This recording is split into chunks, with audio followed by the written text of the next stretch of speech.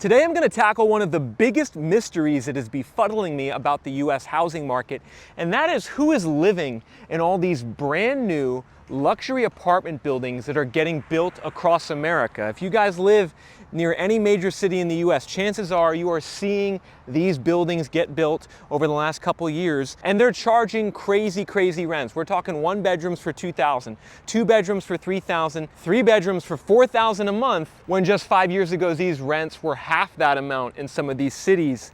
And what's kind of interesting to me is what these landlords are now reporting, everyone. The landlords are saying that they're experiencing a record amount of demand to lease these apartments. Tons of people coming in the door looking to rent the units, and the occupancy rates are going back up, suggesting that something big is happening in the US rental market right now, and that we could see rents start going back up over the next couple years. In fact, Redfin just reported that we had the highest asking rent growth in over 2 years in the summer of 2025. But here's what's confusing me, everyone. It's the fact that the demand to rent these apartments should be going down right now, because when you think about all the things happening in the US economy right now, from collapsing immigration to the bad job market for recent college graduates, you would think that there wouldn't be a lot of people lining up to rent these apartments. But here's the data these landlords are reporting. They report to a service called RealPage, which is a property management system that many landlords around the US are enrolled in that manages their leasing. And this property management system is saying that over the last 12 months, we had 790,000 extra apartment units absorbed, and that's actually one of the highest levels of apartment demand on record. And that in the second quarter of 2025, we had 227,000 apartment units absorbed, which was one of the highest levels for any second quarter going back in history. And in this building right behind me here in Nashville, everyone, this is a brand new property. I actually drove by this property about 6 months ago and showed it to you guys in a video, heavily under construction back then. Now it looks to be almost finished. Can you guess what they're charging at this property for rent? Well, if you go on their website, a studio starts at $1,500 a month. That's a 450 square foot studio for $1,500 a month. The 1 bedrooms start around $1,900 a month. And get this, folks, the 2 bedrooms start at $2,900 a month. And those rents feel pretty high to me. They feel like a lot of renters would struggle to afford them. And I actually polled you guys and I asked you the question, how much would you pay in rent to live near a downtown area in America? Like, what would you pay in rent to live near a downtown area? We're near downtown Nashville right now, where this is being filmed. And this poll specifically asked, how much would you pay to live in a brand new building downtown like the one behind me? Well, 29% of you said you would pay $1,500 a month max to live in one of these buildings. 22% of you said you would pay $2,000. 14% of you said you would pay $2,500 plus, and 35% of you said you would never even live in a downtown area. Now, these landlords desperately need more demand because they've been having to cut the rents and cut the rents by a lot in some of these cities where they built a lot of apartments over the last year. In particular, data from RealPage is showing that the markets with the biggest rent cuts are Austin, Texas at minus 7.5% in the last year, Denver at minus 5.9%, Phoenix at minus 4.9%, San Antonio, Orlando, Dallas, Nashville, Las Vegas, Atlanta, and Fort Worth. All of these markets already have declining rents. The rents are dropping in those cities, and in a city like Austin, the rents are down almost 20% from peak. So we have seen the rents drop by a lot due to the fact that the landlords built all these apartments over the last 3 years and continue to build them now. I mean, folks, it's just these apartments are everywhere when you walk around a city like Nashville. I mean, you can't turn around without seeing one of these mid-rise buildings. And as this video goes along, I'm gonna give you guys some tips if you're a renter out there about how to find the best deals, because even though these landlords are now saying that the demand is back, they're still giving some generous concessions and discounts on rent. They're still cutting rent in a lot of markets. So don't be too discouraged. I'm gonna show you guys at the end of this video how to negotiate a good discount on your rent. But first, I wanna talk about a subject that's kind of confusing me, right? And it's the fact that we should be seeing this rental demand go down this year in 2025, because one of the biggest stories in the economy right now is the fact that immigration is plummeting.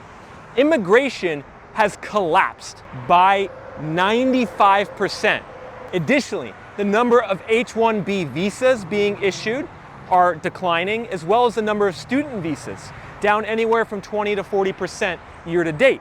And maybe these landlords who are celebrating this big surge in absorption in 2024 and 2025 might need to be nervous about what's coming around the corner. Another thing to think about with apartment demand is the job market for recent college graduates, because one of the biggest cohorts that ends up leasing apartments in places like this are recently graduated college students. You graduate college, and then you go out and get your first job, and then you get your first apartment either on your own or you get a roommate, and you have fun in the city. However, the job market for college graduates right now is not very good. The recent graduate college unemployment rate has gone up over the last 2 years, and we keep hearing all these stories about recent college graduates not being able to find jobs. The rumor is AI is starting to take away some of these jobs at the entry level from college graduates. Now, one market where the rents are really dropping, even though the demand levels are decent, the rents are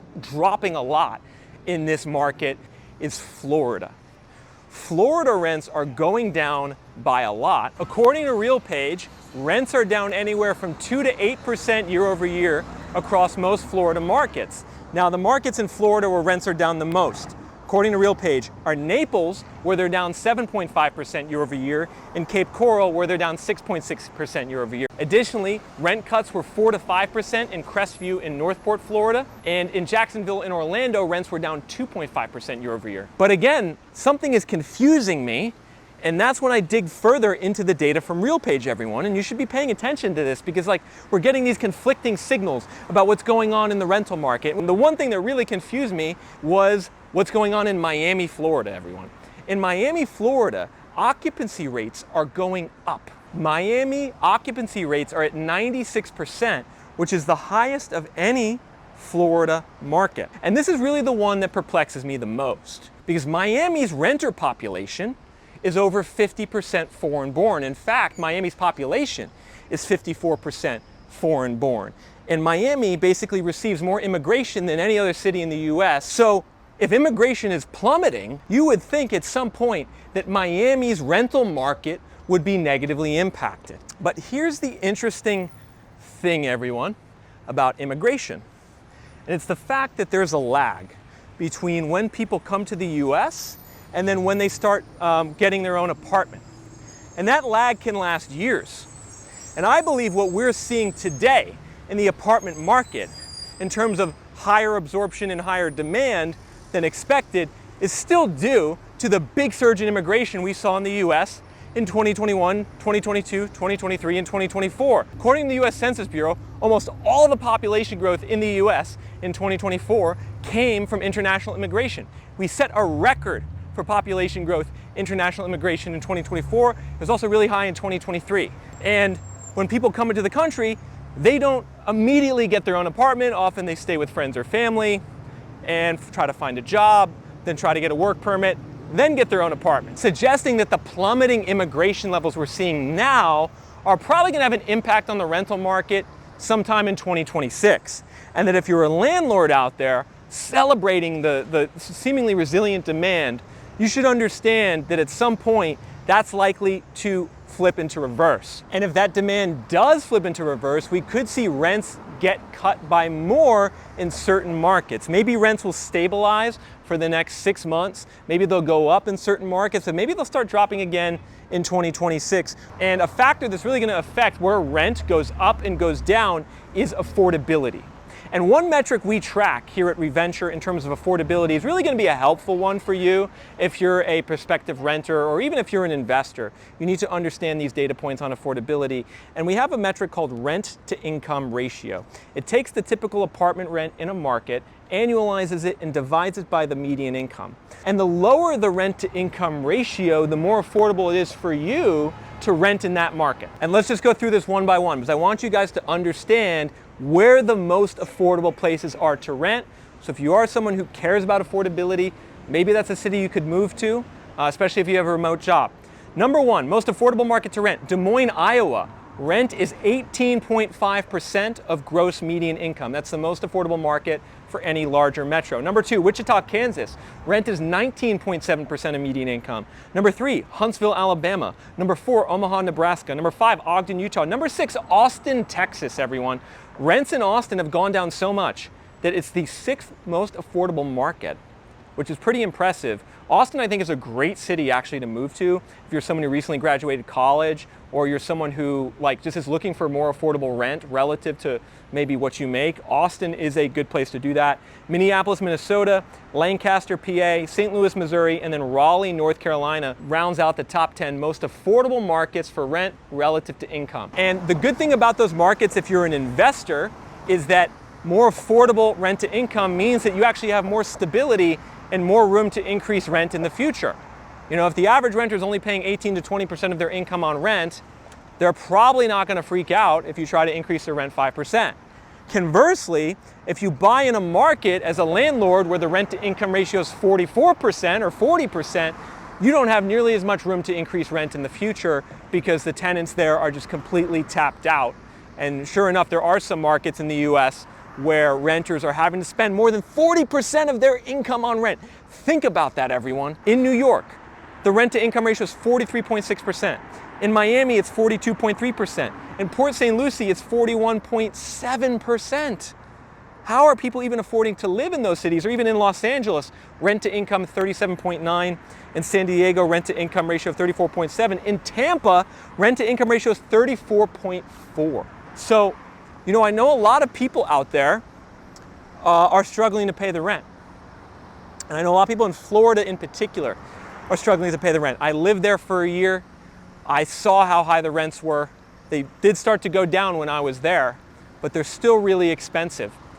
And the message I have for some of you guys, like if you can afford it, if you can afford to move, if you have a job that allows you to move, consider some more affordable cities, because it's really hard to save money and set yourself up for buying a house if you're renting in a market where you're paying 35% of your gross income to rent. I mean, that's just setting you behind the 8 ball. I'm thinking of all the people in New York City right now who can't even get by, who basically have no money saved by the time they're 36, 37 years old because they've just been spending it on rent the whole time. If you are someone who does care about your financial future, you would probably want to consider markets with a more affordable rent to income ratio. You can even use ReVenture app to zoom in into zip codes that have the most affordable rents relative to income. That data is available under a premium plan. Now, this is kind of funny, everyone. So when I record these videos, I tend to just walk, and I don't really have a map that I walk. I usually have a place where I start, like I started showing you guys that apartment building in the beginning. But I've walked probably a mile now into downtown Nashville. So I have to start walking back to where my car is. We still got some stuff to cover in this video, so don't go anywhere yet. But sometimes what happens is I'll actually forget where I parked my car. And I'll film a video, and I'll just be walking around for 30 minutes trying to find where I parked my car. Luckily, Google now tells you where you parked your car, which is also a little creepy that they know where you parked your car, but sometimes I'm using that to find my car. I'm back in Nashville. The affordability for rents in Nashville is about middle of the pack. They, of course, had all these new buildings, all this new construction all around us. What they do in Nashville, everyone, is they do something called concessions. Concessions are everywhere in Nashville. And what a concession is free rent. So, they'll say, oh, 2-bedroom is $2,900 a month, but then they'll say, we'll give you 2 months free on a 14-month lease, which would be something like a 14.5% rental discount, which is a pretty good deal. 14.5% rental discount. If you amortize it, they would bring that $2,900 a month down to something like $2,400 a month, which is a much more reasonable net rent. And so while the rents in Nashville are expensive on a face value basis, pretty much every building still downtown is giving 2 months free, which is really interesting to me. The occupancy rates here have improved significantly from the last time I was here. When I was last here in Nashville, a lot of these buildings were 40% vacant. Now they're only 10% vacant, but they're still all having to give 2 months free rent, because pretty much everyone in the market is now used to 2 months free rent. So you have these buildings now in Nashville that are 95% leased, but still giving 2 months free, which is just really kind of interesting. It suggests that the net rent in the market is actually lower than what the face value rent is, because the median wages here in Nashville are around $85,000 a year. So $85,000 a year, say someone wants to be below 30% rent to income, you can really only charge what? Probably $2,000 a month. Now, as far as, like, again, who's living in these buildings, everyone, we talked about the immigration situation, how we're still likely seeing the overhang of all the surge in immigration from a couple years ago still filtering through the apartment market. We talked about recent college grads struggling to find jobs. I can't imagine that they're jumping into the apartment market full steam without a job. I suspect that's a weaker figure on absorption. However, I think probably the biggest area that might be helping the apartment market right now is the fact that the single-family home buyer demand is so low. So the number of people buying houses in the US is literally at the lowest level in 30 years. Pending sales, existing sales, mortgage applications, it's all in the tank. The housing market's in a depression in terms of buyer demand. Not a lot of people know that, but it is. And so you're having a lot of people, I think, maybe who sold their homes at the peak of the bubble a couple years ago and who are electing to rent because they know that the housing market's in a bubble. So I think, in Tennessee, you really shouldn't beep your horn like that. And you're getting more and more actually like people who maybe are over the age of 50 renting because they sold their house, pocketed the cash, and are just waiting to buy. So I think that's another thing that could be kind of, call it artificially stimulating the renter demand. I think ultimately what we'll see, everyone, over the next year is we'll see the rental market stabilize over the next 6 months. We'll see rent growth maybe start to pick up a bit. But I think in 2026, we're going to see some issues develop again for the rental market because the immigration tailwind is going to turn into a headwind. And eventually we'll see mortgage rates come down and home prices drop further. There'll be some more buyers entering the market to buy homes, which will likely reduce some of the renter demand as well. So I don't think this story is over on rents. I think we could see still more downside on rents. And if you are a prospective renter, home buyer, or investor, make sure to go to www.reventure.app to access rental market data down to your zip code. In particular, that rent to income ratio is a really important metric to look at if you care about affordability. Also, if you're an investor, you're going to want to check out our cap rate data. We have cap rate data for the 500 biggest metro areas and their associated counties and zip codes. The higher the cap rate, the higher the return.